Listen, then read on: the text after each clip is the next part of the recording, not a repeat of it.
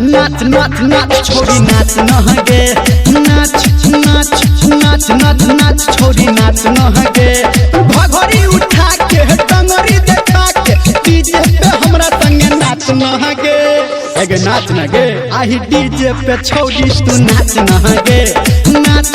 नाच नाच नाच नाच छोरी नाच नहगे नाच नाच नाच नाच नाच छोरी नाच नहगे।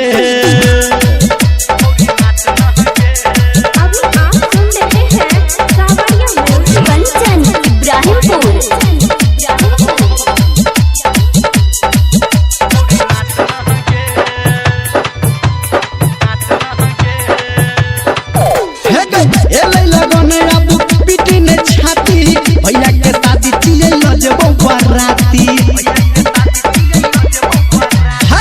एले लगन अब पीट न छाती भैया के शादी चिए लजबो बराती बम रहिला के सब के देखा के छौरा से बच नहागे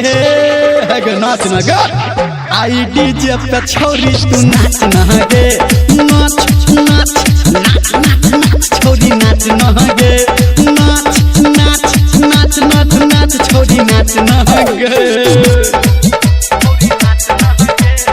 माँ गायत्री रिकॉर्डिंग स्टूडियो कंचन इब्राहिमपुर।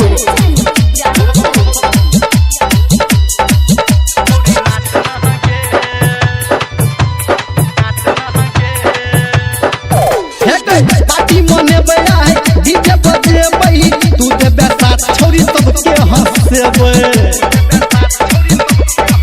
छोरी पार्टी मने बड़ा है डीजे बजेबे तू देबे साथ छोरी सबके हंसेबे कहो घर में मुंदर निरवलिया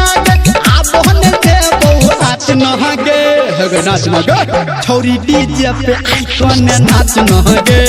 नाच नाच नाच नाच नाच छोरी नाच नहगे नाच नाच नाच नाच नाच छोरी नाच नहगे।